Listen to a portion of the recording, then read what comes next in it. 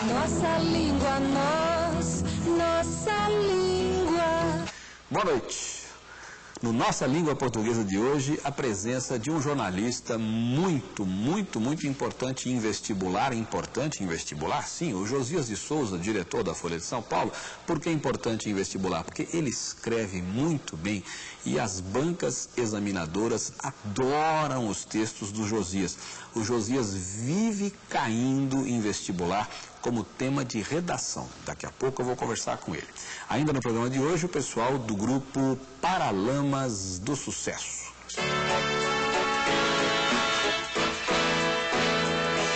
Depois, Barão Vermelho.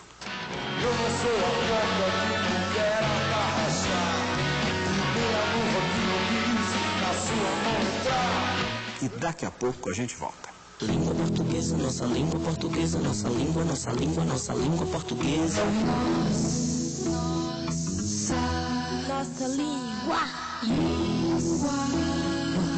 Nossa língua, nossa língua portuguesa.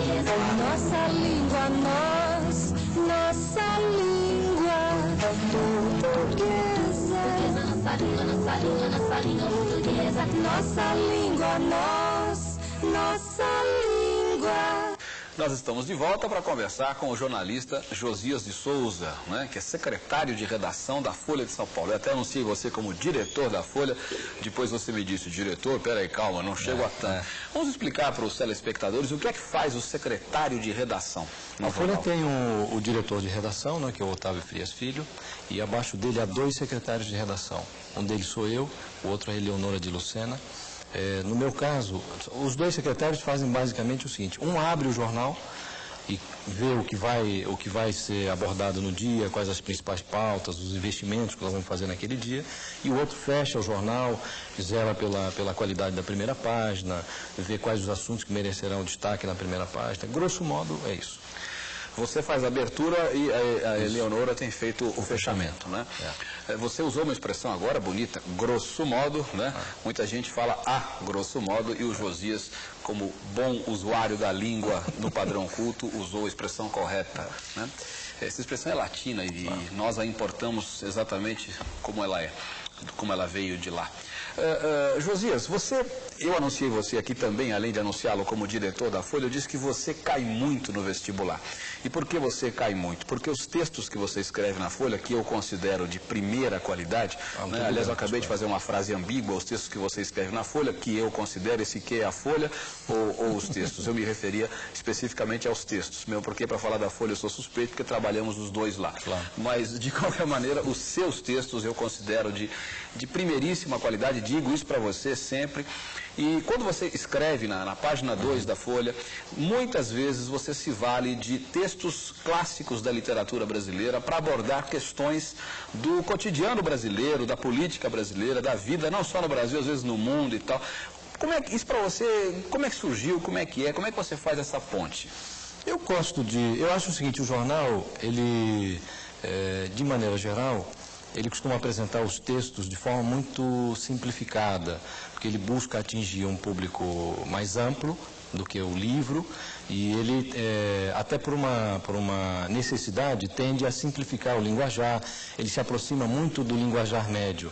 E eu gosto, sem deixar de me valer deste tipo de linguagem, que é a linguagem própria do jornal, eu gosto, sempre que possível, de introduzir alguma coisa de literatura, alguma coisa que estimule, eventualmente, uma pessoa que esteja lendo o jornal naquele dia, a se interessar também por aquele livro. Outro dia eu citei Senhora, do Alencar, do Alencar. Aquele texto. É um recurso que eu gosto de usar, e eu tendo a acreditar que a pessoa que tem acesso normalmente ao jornal e que vê uma citação como essa, ou vê a utilização desses clássicos num texto de jornal, pode se sentir estimulada a visitar esse clássico. E se eu estiver conseguindo fazer isso, eu vou me sentir muito gratificado. Não sei se consigo.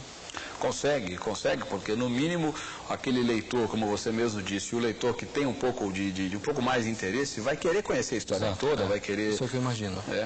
E você sempre faz referência a autores do primeiro time, aí, ou do considerado primeiro time. Quanto você leu deles? Quanto você lê? Você os relê? Machado, por exemplo, você relê?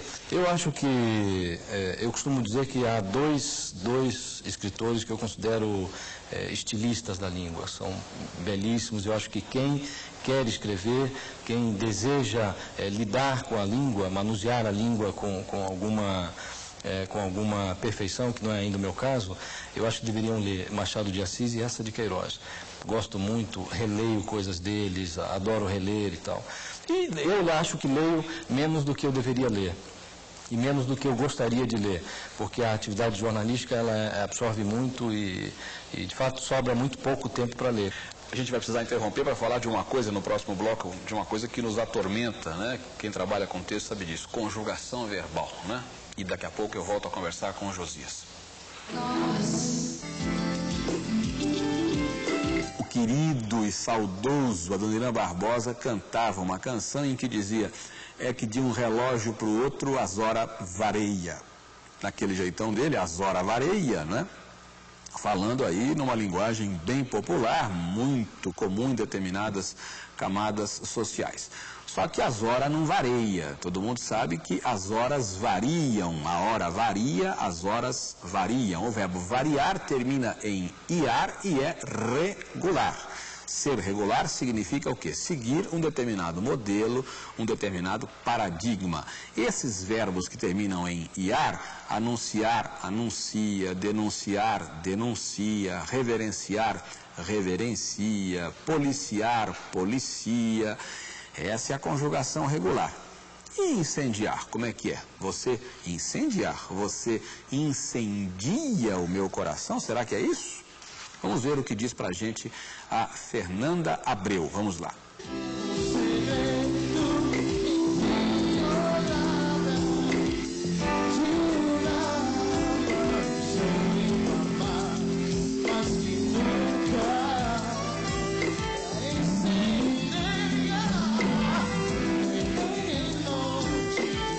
Uma paixão inflamável que nunca incendeia. Essa é a forma correta. Incendeia, do verbo incendiar, que não é regular, não segue a conjugação padrão.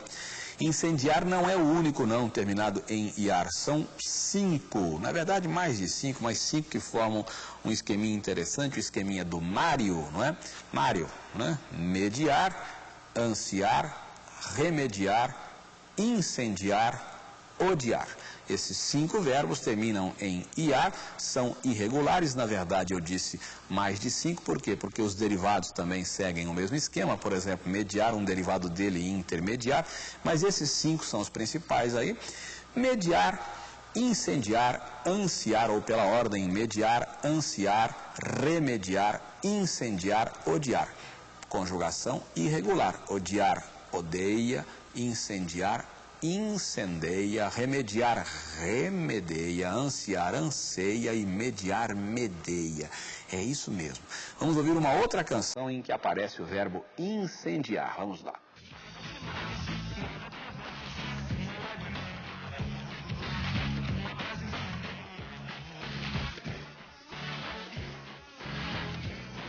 Carlinhos Brown e Herbert Viana compuseram.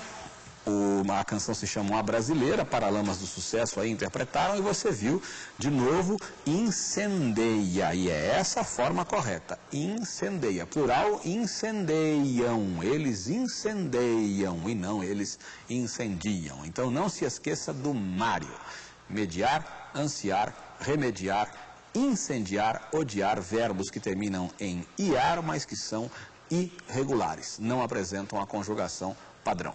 É isso. Língua portuguesa, nossa língua, nossa língua, nossa língua portuguesa, nossa língua. Eu volto a conversar com o Josias de Souza, secretário de redação da Folha de São Paulo.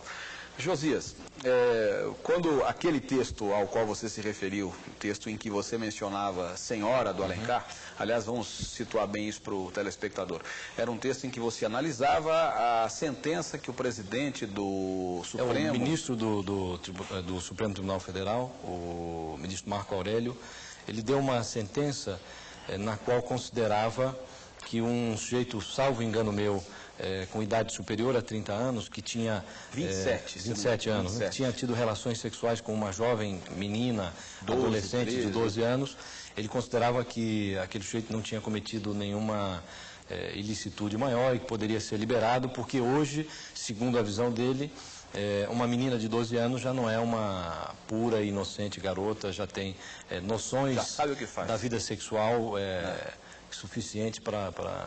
E você fez uma belíssima relação com o livro Senhora, né, em que a personagem com 18 anos ainda era tratada casta e tal, não sei o quê. Aí eu mostrei para você, você não sabia disso, eu mostrei para você que esse seu texto foi tema de redação no vestibular da Unesp. A Unesp é uma universidade pública do estado de São Paulo, uma das melhores universidades do país. Você ficou até orgulhosíssimo. Lisonjeado. Como é que é para você saber que os seus textos são tema de redação? A garotada, de uma forma ou de outra, é obrigada a ler, entre aspas e tal, a ler o seu texto e a discutir as suas ideias. Já a Unicamp, por exemplo, pediu que a garotada mandasse uma carta para você, foi um dos temas também, a respeito, já nem lembro mais qual era o assunto, mas os alunos deviam escrever uma carta a você posicionando-se em relação àquela tese. Já lembrei, é a história da droga, do secretário lá do Rio de Janeiro, que dizia que a coisa da droga começava em casa e tal, que havia uma espécie de hipocrisia no tratamento da questão e tal, e os jovens deveriam escrever uma carta para você posicionando-se a respeito. Como é que é para você essa coisa? Evidentemente, o jornalista gosta muito quando um texto seu vira objeto de análise, de discussão e tal. O sentido final do jornalismo, em última análise, é esse mesmo, é levar uma mensagem e tanto melhor se aquela mensagem for discutida, né? Quando você escreve um artigo, muito mais, porque você deseja que aquela sua ideia, aquela sua ponderação, aquele seu ponto de vista seja discutido e, evidentemente, se concordarem com você, ótimo, se não concordarem também, muito bem. O importante é que aquilo possibilite, que aquilo suscite uma discussão, né? E, para mim, é motivo de grande, primeiro, surpresa, porque eu não acho que há muitos textos com uma qualidade extremamente superior que podiam estar no vestibular, então, para mim, é uma surpresa que textos meus estejam nos vestibulares. Mas, de certo modo, é uma satisfação muito grande. E responsabilidade também? É uma responsabilidade. Eu, quando sento para escrever um artigo, eu penso muito na responsabilidade que eu tenho e fico me remoendo por dentro quando cometo um erro.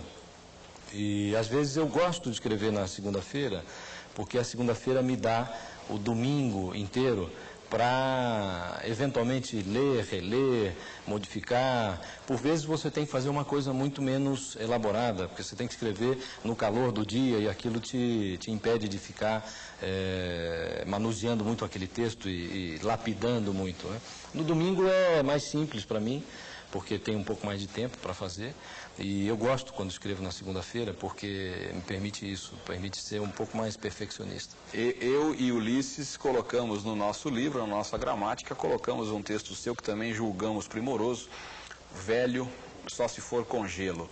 Um texto em que você faz uma metáfora belíssima e tristíssima ao mesmo tempo, da situação do velho no Brasil, do idoso no Brasil, texto em que você faz uma relação com o uísque, né? O uísque de 12 anos. Eu particularmente gosto de usar imagens que possam tornar o texto um pouco mais atraente, nem sempre a gente consegue fazer, e que possam também, porque eu acho que, em geral, o texto de jornal ele é muito chato. Se você puder chateá-lo. Eu costumo dizer que o texto é como uma refeição. Se você come arroz, feijão e bife ali sentado numa cadeira com o prato no joelho, é uma coisa. Se você come arroz, feijão e bife numa mesa bem posta, com toalhas bonitas, com um belo prato, uma taça, que a água seja servida nessa taça, você vai sentir aquele arroz, feijão e bife, vai ter até um sabor diferente. A mesma coisa é o texto de jornal. E eu acho que os jornais fazem pouco, colocam pouco molho no seu texto. O texto do jornal convida pouco a leitura. Eu vou voltar a esse assunto com você, preciso chamar um intervalinho agora, daqui a pouquinho a gente volta. Nossa língua, nossa língua. Eu volto a conversar com o Josias de Souza, falei Josias de um jeito tão fechado, né? Josias de Souza, o nome dele merece ser dito com clareza. O Josias é secretário de redação da Folha de São Paulo. Você falava no bloco anterior, eu tinha citado o texto Velho Só Se For Com Gelo, você falou dessa sua predileção por imagens, por metáforas, eu até fiz uma propaganda na televisão explicando o que é metáfora, se deve lembrar. Lembro bem. E uma explicação bem simplória do que é metáfora, você faz metáforas já de forma mais elevada, né? Com exemplos mais interessantes. E você falava do português, você tocou aí na questão do português. Como é que é essa história da língua portuguesa para o jornalista? Como é que você vê, Josias, você que é um jornalista experiente e ocupa cargo de direção, como é que você vê essa dificuldade que mesmo jornalistas têm para lidar com a língua, no caso, no Brasil? Como é que Eu acho que ainda é muito grande a dificuldade, né? Acho que ela é uma dificuldade... eu acho que o brasileiro, ele se preocupa pouco com o seu próprio idioma. Isso é um problema generalizado. Há pessoas que escrevem muito bem, como os advogados, por exemplo. Alguns advogados escrevem muito bem, mas eles escrevem quase que uma língua impenetrável, ali, aqueles pareceres rebuscados, então eles não têm uma preocupação em tornar o texto acessível, né? E há pessoas que simplesmente não se preocupam com o português. E eu acho que a pessoa, por mais diferente que seja a sua atividade, ela deveria ter o português como uma preocupação essencial. É bancário, é médico, é advogado, E o jornalista, por razões óbvias, ele deveria ter uma preocupação muito exacerbada com o português, porque o português é a nossa ferramenta. Se você não lida bem com o português, você não vai conseguir passar a mensagem que você quer para o seu leitor. E eu acho que, infelizmente, os jornais hoje eles estão muito pobres em matéria de português. Nós na Folha estamos agora tentando, inclusive, fazer uma mudança que significará, se nós formos bem-sucedidos, introduzir um pouco mais de liberdade estilística no texto do jornal, com elementos de análise que, se formos bem-sucedidos, e insisto nisso, nós apresentaremos para o nosso leitor um texto mais sofisticado, um pouco mais sofisticado, sem perder a simplicidade que permite a qualquer leitor de nível médio entrar no jornal e ler e entender o que está escrito. A gente tem a pretensão de apresentar um texto mais sofisticado, mas não é fácil, porque a qualidade da mão de obra hoje, e aí não é um problema específico do jornalista, as pessoas não se preocupam muito com o português no país. E claro que nós estamos falando aqui do português culto, do português formal, que é o que interessa para esse tipo de veículo. É verdade. Nós temos lá na Folha, eu digo nós porque eu sou membro dessa equipe que cuida desse programa de qualidade da Folha, que trata também da questão do português. É verdade. Num primeiro momento, nós nos preocupamos fundamentalmente com a eliminação da barbaridade, apesar de não termos conseguido completamente. Aí, de vez em quando sai uma coisa aqui, outra lá, mas nós eliminamos o grosso disso. E nesse segundo momento, talvez tentemos essa alternativa.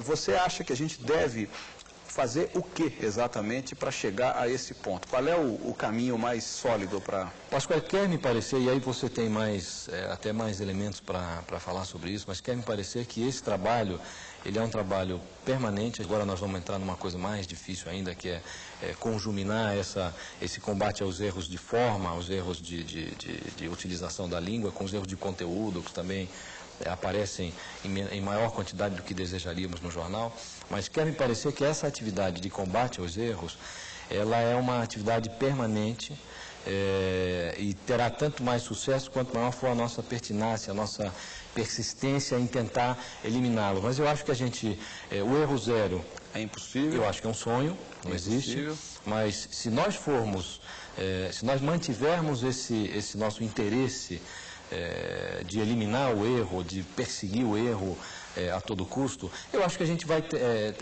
ser bem sucedido no sentido de apresentar para o nosso leitor um produto melhor acabado.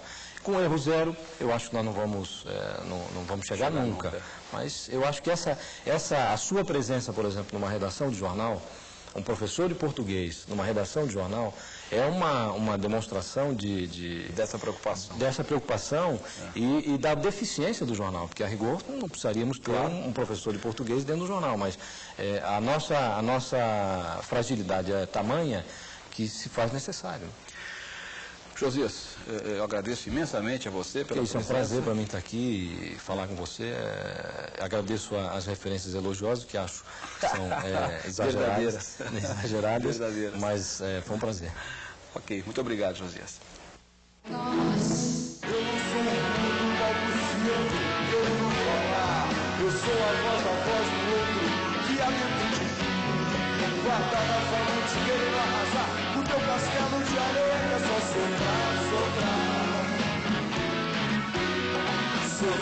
soprar, e vento voar. Barão Vermelho, Política Voz, música de Frejá e Jorge Salomão.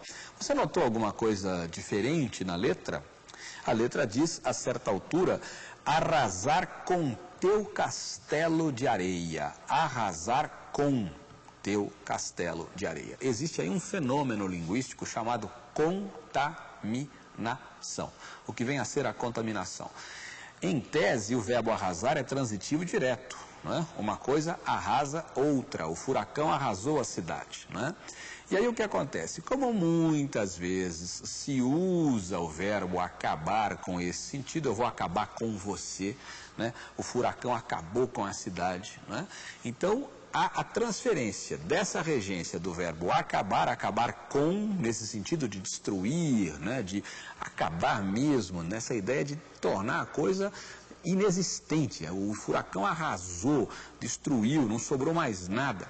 Então, com o verbo acabar, usa-se a preposição com e aí acaba ocorrendo a tal da contaminação. Os sinônimos acabam recebendo, né, quase que na surdina, a presença da preposição que esses verbos, na verdade, não exigem. Então, arrasar, no caso, pode perfeitamente, pode e deve, no padrão formal da língua, deve-se usar sem a preposição com, não é?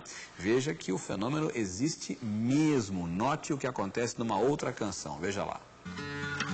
Manda quinta, me rasgo, me engasgo, engulo, reflito, estendo a mão. E assim nossa vida é um rio secando, as pedras cortando e eu vou perguntando: até quando? São tantas coisinhas miúdas, roendo, comendo, arrasando aos poucos com nosso ideal. São frases perdidas no mundo de gritos e gestos, num jogo de culpa que faz tanto mal.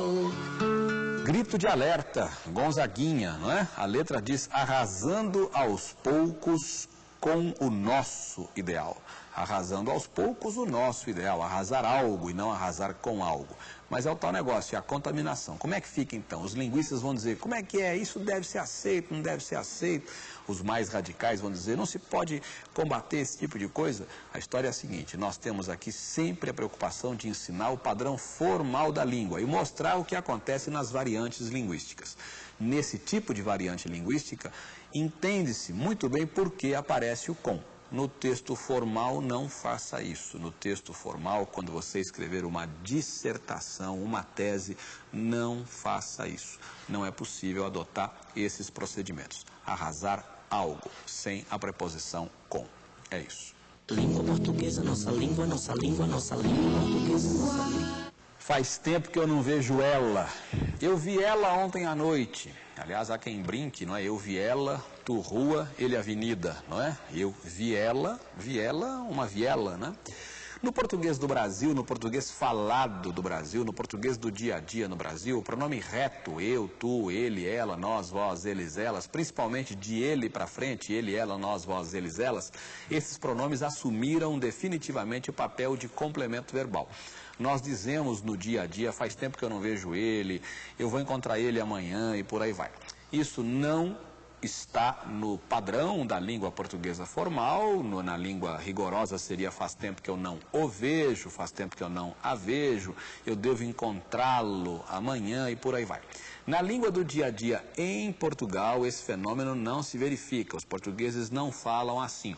Os portugueses falam no dia a dia, faz tempo que não o vejo. Não falam, faz tempo que não vejo ele. Isso é coisa típica do português falado no Brasil.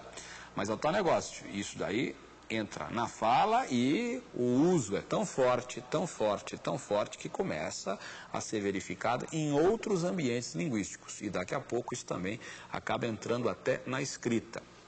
No padrão formal da língua, isso não se aceita de jeito nenhum. Veja como isso é tendência, preste atenção numa canção que você vai ouvir aí e veja o que acontece com o pronome ele. Veja lá.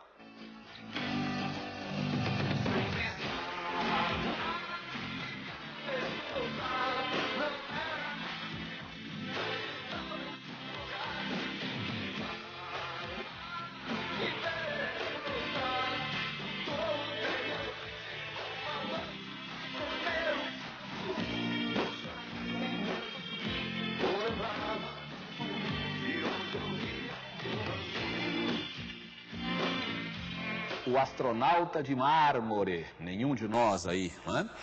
Muito bem, a letra diz ver ele voltar, ver ele voltar. Isso é normalíssimo no português do Brasil, no português do dia a dia. Na língua padrão, vê-lo voltar. Não se deve usar o pronome ele ligado a verbo dessa forma. Faz tempo que eu não o vejo, eu quero vê-lo voltar, seria esse o uso dentro dos padrões formais da gramática portuguesa. Eu acho que essa discussão nunca mais vai ter fim. Na fala, no dia a dia, no Brasil, é coisa já sacramentada. O pronome ele vai continuar sendo usado assim. E nós vamos precisar insistir, ou seja, na língua escrita, na língua formal, é preciso usar o outro lado, o outro pronome. É isso. Língua portuguesa, nossa língua portuguesa, nossa língua, nossa língua, nossa língua portuguesa. Nossa língua. Nossa língua portuguesa. Nossa língua, nossa língua portuguesa. Nossa língua portuguesa. Nossa língua, nossa língua. Então o futuro pode, além de todos os seus outros valores, o futuro pode sim expressar desejo, que foi o que aconteceu nessa bela letra do Lulu Santos, a cura. É isso. Língua portuguesa, nossa língua portuguesa, nossa língua, nossa língua, nossa língua portuguesa. Nossa língua. Nossa língua portuguesa. Nossa língua,